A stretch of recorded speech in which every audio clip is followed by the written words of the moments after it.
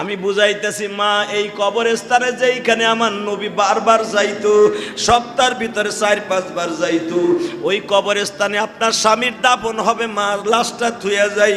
মহিলা বলে আমার স্বামীর মাল আমি সব ফেলাই দিয়া আমি লাগেজের মধ্যে আমার স্বামীর লয়ে যাবো। আমার মাল লাগবো না, আমি লাগেজে বাইন্দা আমার স্বামীর লয়ে যাবো। এত বুঝাইতে চাই বাবা, কোনো রকম ভাবে শুনে না। লাস্টে শুনতে শুনতে শুনতে বুঝাইতে বুঝাইতে বিমানে লেট হয়ে গেল 3-4 ঘন্টা। একজন হাজির কারণে 3-4 ঘন্টা লেট হয়ে গেল ডেলে। বাজান আমি বুঝাইতে বুঝাইতে বললাম মা, সেই মাগরিবের টাইমের থেকে নিয়ে রাত এখন 2:30 বাজে। মা আপনি কি এখন সাইনটা না দিলে কিন্তু আমাদের বিমানে ওঠার সিস্টেম নাই। মহিলা কানতে কানতে বাবা সাইনটা দিল, নিদাবি সাইন দিল, মহিলা বেহুশ হয়ে পড়ে গেল। এই মহিলা বিমানের সিটে বসিয়া সারাটা রাস্তা কানতে কানতে আসছে বাবা। বিমানবন্দর পর্যন্ত কাঁদে আর বলে, তুমি আমারে কার কাছে রাইখা গেলাও? একসাথে হজ করতে আইয়া তোমারে থুয়ে গেলাম। জানলে 2012 সালে যখন আমি হজে গেলাম, এই আল্লাহু আকবার বলা, জুরাইনের একজন 4টা রুলিং মিলের মালিক, হাজার হাজার কোটি টাকার মালিক গো বাবা, জেদ্দায় তার মরণ হয়ে গেল। হজ করে আসতাছি, দাঁড়িম করে আমাকে সামনে পড়ে গেল। বিমানে উঠবার মাত্র 1.5 ঘন্টা পরে চেকিং চলছে, ইমিগ্রেশনালের ভিতরে চলবো, উঠলি আমাদের লাস্ট চেকিং। কি মনে করলো জানি না, লোকটা দেখলাম আমার সামনের কাতার থেকে দাঁড়িম করে পড়ে গেল। পুলিশ দৌড়ে আসলো, ইয়াহাজ কিফালেক, টান দিয়ে লয়ে গেল হসপিটালে। 5 মিনিট পরে আমি খবর পাইলাম ট্রাভেলসের মালিক, ও তো আরবি কইতে পারে না, কয় হুজুর দেখেন তো কি হয়েছে। যে দেখি পুলিশ আমারে বলতেছে কালাম আল আরবি, কালাম আরবি বোঝোস? আমি বলছি সোয়াই সোয়াই বুঝি কিছু। কয় মুত, হেনা হাজি মুত, হাজি ভাই না। এখন লাশ কি করবি ক? মক্কায় নিবি না জেদ্দায় দাফন করবি? সাইন দে এখানে। তার সাথে স্ত্রী ছিল, বিশ্বাস করেন ওই হাজি আর তার বিবি একসাথে হজে গেছে। ওই মহিলাটা যাইয়া লাশটারে এমন জোরে ধরছে, আমি আমার স্বামীরে থুয়ে যাবো না, আমি মরে যাই যাবো, দরকারে আমি এই দেশে থাইকে যাবো, আমার স্বামীর লাশ এই দেশে থুয়ে যাবো না। এখন ওই দেশের মাতুয়া বড় আলেমরা ওই মহিলারে কয়, আমারে কয় তুই বুঝা যে লাশটা আমরা মা খাদিজার কবরস্থানে লয়ে যাবো, কারণ ও এখনো হেরেমের ভিতরে বাউন্ডারির মধ্যে আছে। ওর লাশ আমাদের ওয়ার্ডার, হাজিদের লাশ জেদ্দা নয়, এর কবর করা হবে মা খাদিজার কবরস্থানে। বাজান রে, এত ভাবে বুঝাই আমার ওই মা বুঝে না গো বাবা, এত ভাবে বুঝাই। মা খাদিজা যেই কবরস্থানে শুয়ে আছে, মা এই হাদিস আপনি ওই কবরস্থানে শোয়া দিবে, যেই কবরস্থানে আমার নবী প্রতিদিন 3 বার করে যাইতো। খাদিজার কবরের কাছে দাঁড়াইয়া দোয়া করতো, মালিক আমার খাদিজা আমার একা বানাইয়া চইলা গেছে, আমার খাদিজা আমার এতিম বানাইয়া চইলা গেছে। আমার মা মরার সময় আমি এত কষ্ট পাই নাই, আমার খাদিজা চলে যাওয়াতে কষ্ট পাইছি। আমার খাদিজারে তুমি কেমন রাখছো? সকাল বিকাল 2 বার আসি। আমি বুঝাইতেছি মা, এই কবরস্থানে যেইখানে আমার নবী বারবার যাইতো, সপ্তাহের ভিতরে 4-5 বার যাইতো, ওই কবরস্থানে আপনার স্বামীর দাফন হবে, মা লাশটা থুয়া যাই। মহিলা বলে আমার স্বামীর মাল আমি সব ফেলাই দিয়া আমি লাগেজের মধ্যে আমার স্বামীর লয়ে যাবো। আমার মাল লাগবো না, আমি লাগেজে বাইন্দা আমার স্বামীর লয়ে যাবো। এত বুঝাইতে চাই বাবা, কোনো রকম ভাবে শুনে না।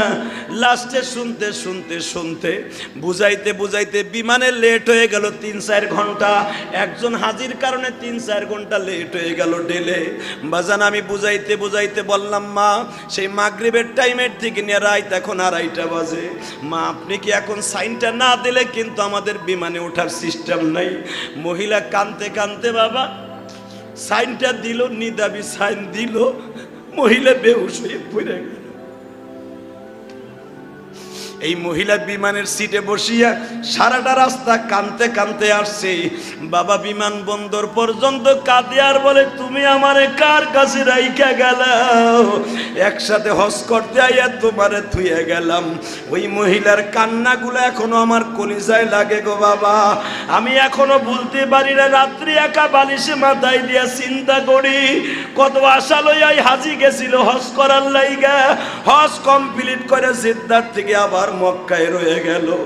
বাবা তার কাপনের কাপড় তো সৌদি গভর্নমেন্ট দিছে গো বাবা। এত হাজার হাজার কোটি টাকার মালিক, তার টাকায় কিন্তু কাপনের কাপড়টা হইল না। আমি এইটাই বুঝাবার জন্যই কথাটা বলছি। তুমি যদি জাহাজের মধ্যে মরো, তুমি মাছের খাবার হয়ে যাবা। বিমানে যদি অ্যাক্সিডেন্টে মরো, তুমি পুড়িয়া চলিয়া শেষ হয়ে যাবা। বাবা অ্যাক্সিডেন্টে কোন দেশে যাইয়া মরবা, লাশটাও কেউ খুঁজা পাবে না। আর সবচাইতে বড় সহজে বুঝাইয়া দেই, করোনার ভিতরে কত বড় বড় লোক মারা গেছে বাবা, ছেলে মেয়ে তারে দাফন করে নাই। আঞ্জুমান তারে টোকাইয়া পরের কাপড় দিয়া, সরকারি কাপড় দিয়া বাবা অথবা কোম্পানির কাপড় দিয়া জীবনের শেষ গোসল দিয়ে দিছে, জীবনের শেষ কাপন দিয়া কবরে শোয়া দিছে।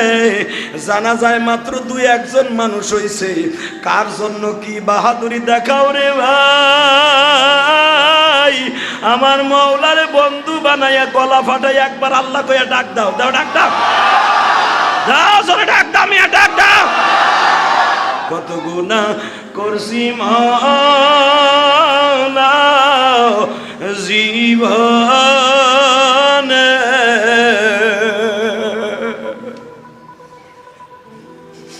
মাফ কইরা দাও মদের তুমি নিজ গুণে। বলেন না, আল্লাহর নিজ গুণ ছাড়া, আল্লাহর ইচ্ছা ছাড়া কেউ মাপ পাইবেন না।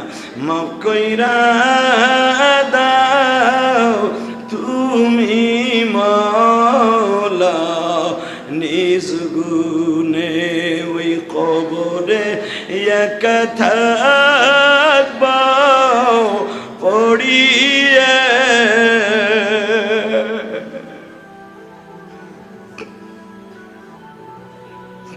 বছর বছর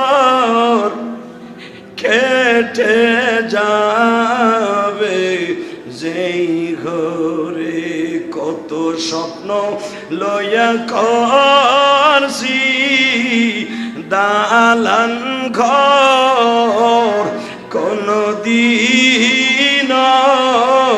বুঝি নাই তো হবে পড়ে, কোনদিন